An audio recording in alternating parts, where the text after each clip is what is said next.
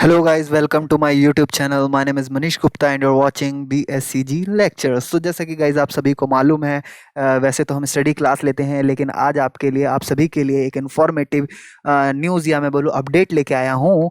जिन जिन बच्चों ने दिसंबर टीईई के लिए अप्लाई करा था, यानी दिसंबर टीईई 2022 के लिए अप्लाई करा था, उन सभी का जो हॉल टिकट है आज जो है इसे जारी कर दिया गया है। सुबह के 10 बजे ही आपका क्या है, जो ये हॉल टिकट का जो लिंक है इग्नू के ऑफिशियल वेबसाइट पे वो क्या था, आ चुका था। ठीक है, लेकिन उस समय वो लिंक क्या था, काम नहीं कर रहा था। देन उसके बाद जब मैंने शाम में दोबारा जब चेक करा तो देन उसके बाद मेरे को क्या है, प्रॉपर जो नोटिफिकेशन जो आपका एडमिट कार्ड है वो मुझे प्रॉपर देखने को मिला। ठीक है, तो जैसे कि यहाँ पे अगर मैं आता हूँ इग्नू के वेबसाइट पे, तो इग्नू पे वेबसाइट पे आने के लिए आपको करना कुछ नहीं है।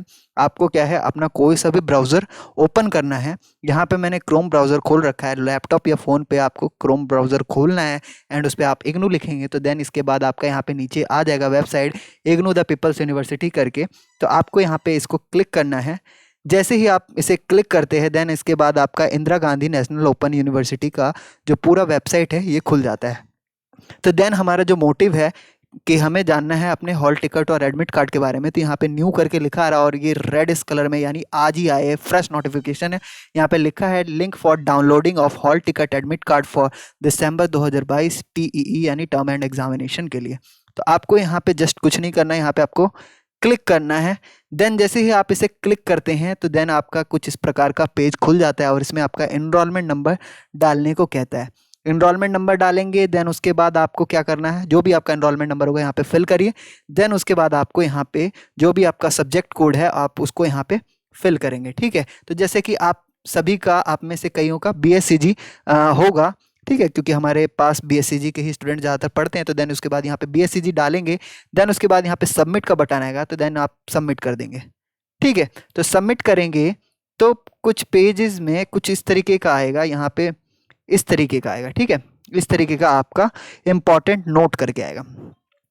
तो इसको आपको क्या करना है, ध्यान से इसको पढ़ना है एक बार। वैसे मैं आपको बताता चलूँ, यहाँ पे क्या है, जो आपको पुस्तिका दी जाएगी या मैं बोलूँ जो एक आपको क्वेश्चन पेपर दिया जाएगा या फिर आंसर शीट दी जाएगी, उसमें आपको क्या करना है, आपको प्रॉपरली जो आपका एनरोलमेंट नंबर है उसको उसमें फिल करना है। ठीक है, आपको इनकरेक्ट एनरोलमेंट नंबर नहीं डालना है। अगर आपने डाल दिया तो आपका एग्ज़ाम डिक्लेयर नहीं कहलाएगा। ठीक है, आपका जो रोल नंबर होता है वो क्या होता है, उसमें जो आपका एग्जामिनी के अकॉर्डिंग, यानी उसमें जो आपका पेज होता है ना, पेज में आपका सिर्फ और सिर्फ 9 डिजिट का ही डला होता है। अगर मैं इसको अगर कर लिखूँ, यहाँ पे बताऊँ आपको, तो यहाँ पे इस तरीके के बॉक्सेस बने होते हैं। बॉक्सेस में आपको 1 2 3 4 6 7 8 9, ठीक है, तो आपको यहाँ पे 9 क्या है, बॉक्सेस आपको मिल जाएंगे। और आपका एनरोलमेंट नंबर कितना होता है, 10 डिजिट का होता है। तो आपको एक बाहर में इस तरीके से बॉक्स बना के आपको क्या है, आपको 10 डिजिट फुलफिल करना है पूरा। आपको क्या है, इसको फुलफिल करना है एनरोलमेंट नंबर। देन इतना कर देने के बाद इसके बाद इसमें और क्या लिखा है, अगर मान लीजिए कि अगर आपका 9 डिजिट का ही है तो आपको उस ब्रैकेट को क्रॉस कर देना है। ठीक है, and don't add zero before the enrolment number. हाँ, और आपका जब अगर 10 डिजिट का नंबर है तो आपको क्या है, पहले जीरो नहीं फुलफिल करना है। ठीक है, फुलफिल आपको 10 नहीं करना है। The code of the examination centre should be enter in the similar way. इसी प्रकार से आपका जो एग्जामिनेशन सेंटर का जो कोड होगा, जो आपके एडमिट कार्ड में लिखा होगा, उसको भी इसी प्रकार से आपको फिल करना है। अगर मान लीजिए कि अगर एक कम स्पेस है, एक कम बॉक्स है वहाँ पे, तो आपको एक बाहर बॉक्स बना के उसको आपको फिल कर देना है। ठीक है, आगे आपको जीरो नहीं लगाना है अगर आपका जो एग्जामिनेशन कोड है वो छोटा है। देन उसके बाद देखिए क्या है, आपको ये याद रखना है कि आपको जो आंसर सीट मिलेगा, है ना, उसके साथ किसी प्रकार की सप्लीमेंट्री आंसर सीट प्रोवाइड नहीं की जाएगी। यदि अगर मान लीजिए कि आपने पूरे पेजेस को फिल कर दिया एंड उसके बाद आपको एक्स्ट्रा सीट चाहिए, तो वो चीज़ आपको नहीं मिलेगी। ये जो इग्नू की तरफ से एक्स्ट्रा सीट दिया जाता था वो बहुत पहले ही क्या है, इग्नू की तरफ से समाप्त कर दिया गया है। याद रखिएगा। वैसे बहुत से बच्चों को ज़रूरत नहीं पड़ती है, लगभग वो 15 से 20 पेज भी भर पाना मुश्किल होता है बच्चों के लिए। ठीक है, तो ये ना के बराबर ही ऐसे पॉसिबिलिटीज़ होगी। एंड उसके बाद क्या है, कैंडिडेट को अपना जो क्या कहते हैं, लाइन को जो है ब्लैंक करके, ब्लैंक पेजेस को जहाँ मतलब उनके ब्लैंक पेजेस छूट जाएंगे तो उनको क्या करना है, जस्ट इस तरीके से मैं बता दूं, यहाँ पे इस तरीके से, जैसे कि अगर मान लीजिए ब्लैंक पेज है आपका, छूट जाता है, तो आपको इस तरीके से सभी पेजेस को काट देना है। ठीक है, अगर आप नहीं भी करते हैं, अगर आप भूल जाते हैं तो कोई बात नहीं, वो आपके जो चेक करने वाले होते हैं टीचर वगैरह, वो कर देते हैं अपनी तरफ से। देन उसके बाद याद रखिए कि जो आपके अटेंडेंस सीट प्रोवाइड की जाएगी, यानी जैसे ही आप क्लासरूम में एंटर करेंगे, एग्जामिनेशन हॉल में एंटर करेंगे, तो आपको एक अटेंडेंस सीट प्रोवाइड की जाएगी जिसमें आपको अपना अटेंडेंस भरना है, यानी आपका जो नेम है वो लिखना है, एनरोलमेंट नंबर लिखना है। अगर मान लीजिए कि आप में से किसी ने क्या है साइन नहीं किया है ना, तो देन उस समय क्या होगा, आपको एक एब्सेंट की तरह ट्रीट किया जाएगा। ठीक है, तो आप याद रखिएगा, आपको फर्स्ट ऑफ ऑल आपको ये एग्जामिनेशन, ये अटेंडेंस सीट को फुलफिल करना है, और जब आपका फुल हो जाए, मतलब फिल हो जाता है ये, तो देन उसके बाद ही आप क्या है प्रेजेंट कहलाओगे एग्जामिनेशन हॉल में। ठीक है, अगर लेट हो जाते हो तो आप इस बात का जरूर ख्याल रखना। ठीक है, आपको वैसे भी टाइम से पहुंचना है।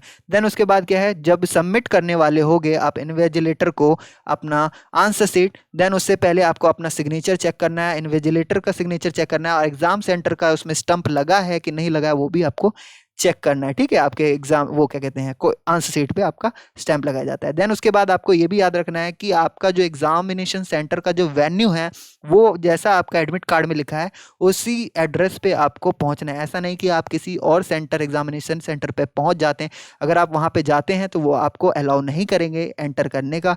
तो इस बात का भी आपको खासा ध्यान रखना है। ठीक है, और आपको एक कुछ चीज़ें, आइटम्स जो हैं उसको स्ट्रिक्टली अलाउ, मतलब नॉट अलाउ किया जाता है एग्जामिनेशन सेंटर कैंपस में। नॉर्मली जब आप स्कूल जाते होंगे तब भी आपको ये सारी चीज़ें ले जाने के लिए मना की जाती होगी। देन इसके बाद देखिए मोबाइल फ़ोन, आपका Bluetooth wireless earphone devices, and जो भी आपके स्मार्ट डिजिटल इलेक्ट्रॉनिक आइटम्स जो भी आपके हैं, ये सारे चीज़ें जो हैं आपके, एक पेजेस ही क्यों ना हो, एक तिनका ही क्यों ना हो, आप अपने जेब में लेके नहीं जाएंगे। ठीक है, अगर बाय द वे अगर आप ये सारी चीज़ें ले जाते हैं तो एग्जामिनेशन सेंटर में ऐसी कोई भी फैसिलिटी नहीं है कि आपके आइटम को वहाँ पे स्टोर करके रखा जाए। अगर बाय द वे आपका सामान खो जाता है, आप कीमती सामान अपने साथ ले जाते हैं और वो वहाँ पे खो जाता है, तो यूनिवर्सिटी या स्कूल की रिस्पॉन्सिबिलिटी नहीं होगी, आप खुद ही रिस्पॉन्सिबल होंगे। ठीक है, तो कैंडिडेट्स को ये सारी जो आइटम्स है इन सभी चीज़ों को मना किया जाता है ले जाने के लिए। अगर आप लेके जाते हैं तो अपना अरेंजमेंट आपको खुद करना होगा, और अपनी ही कस्टडी में आपको, मतलब सेफ कस्टडी में आपको अपने ही रिस्क पे आपको एग्जामिनेशन सेंटर पे छोड़ना होगा। बाय द वे क्या है, कोई बच्चा बहुत ज़्यादा चतुर चालाक है और वो क्या है अनअथराइज्ड आइटम मटेरियल को अपने साथ क्या है एग्जामिनेशन सेंटर में ले जाता है, तो उस पर क्या है अनफेयर मीन्स का केस डाला जा सकता है, यानी उस पर पुलिस केस भी रजिस्टर किया जाएगा, एंड देन यूएफएम तो डलेगा ही। अगर एक बार आपके एग्जामिनेशन फॉर्म में, ये क्या कहते हैं, आंसर सीट पे यूएफएम डल जाता है, तो आपको एग्जाम में फेल माना जाता है, या फिर एग्जाम में आपको क्या कर दिया जाता है, फेल कर दिया जाता है। ठीक है, याद रखिएगा ये सारी चीज़ों को आपको नहीं ले जाना है, एक तिनका भी आपको एग्जामिनेशन हॉल में नहीं ले जाना है, क्योंकि आपकी जो मेहनत है वो एक बार में आपकी क्या है पानी में जा सकती है। ठीक है, पानी फिर सकता है। देन उसके बाद क्या है, आपने ये सारी चीज़ों को अच्छे से पढ़ लिया, तो यहाँ पे आप डिक्लेरेशन करोगे कि भाई हाँ हमने ये सारी चीज़ें पढ़ लिया और मैं ये सारी चीज़ों को नहीं लेके जाऊँगा अपने साथ। तो देन उसके बाद यहाँ पे आप टिक वाला क्या है ये बॉक्स को फिल कर देंगे। देन उसके बाद सबमिट करेंगे। जैसे ही आप सबमिट करते हैं तो आपका कुछ इस तरीके का एडमिट कार्ड का पेज खुल जाता है। ठीक है, तो मैं ज़्यादा ऊपर ले नहीं दिखाऊंगा आपको। ऊपर में भी आपका जो इनरोलमेंट नंबर है, जो आपका एड्रेस होगा है ना, वेन्यू का जो भी एड्रेस होगा, आपका क्यूआर कोड होगा, यहाँ देख सकते हैं, थोड़ा सा मैं दिखा रहा हूँ आपको, क्यूआर कोड होगा, तो वो सारा का सारा आपका डिटेल ऊपर में होगा।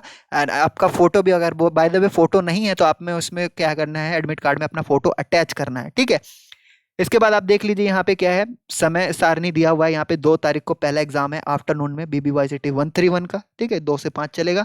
एंड उसके बाद 12 तारीख को आफ्टरनून में BBY-CT 133 का है। उसके बाद 14 तारीख को मॉर्निंग में क्या है BCS-CT यानी केमिस्ट्री का 133 का एग्जाम है। 17 को मॉर्निंग में इंग्लिश का एग्जाम है 182। एंड उसके बाद 30 तारीख को आफ्टरनून में इन्वायरमेंटल साइंस का एग्जाम है 181। एंड उसके बाद 31 तारीख को आफ्टरनून में BCY-CT 133 का एग्जाम है। एंड उसके बाद BCS-CT का भी एक एग्जाम है आपका। तो कुल मिला के जो भी आपके सब्जेक्ट्स हैं उनके यहाँ पे एग्जाम्स के डेट और क्या है सेशन और क्या है कोड वगैरह और टाइमिंग वगैरह डला होगा। देन उसके बाद क्या है, यहाँ पे इम्पॉर्टेंट इंस्ट्रक्शन है दिसंबर 2022 के लिए, है ना, 2022 के लिए। तो इसे क्या करना है, आपको एक एक पॉइंट को ध्यान से पढ़ना है। वैसे तो जिन्होंने पहले दे रखा है एग्ज़ाम तो वो सभी जानते होंगे इन सब चीज़ों के बारे में। अगर नहीं दिया है, बाय द वे नहीं दिया है, तो उनको एक-एक को जितने भी यहाँ पे क्या हैं इम्पोर्टेंट इंस्ट्रक्शन है, नोट्स हैं, इनको पढ़ना है, ठीक है? ध्यान से पढ़ना है ताकि उनके जितने भी डाउट्स हैं एग्ज़ाम से रिलेटेड यहाँ पे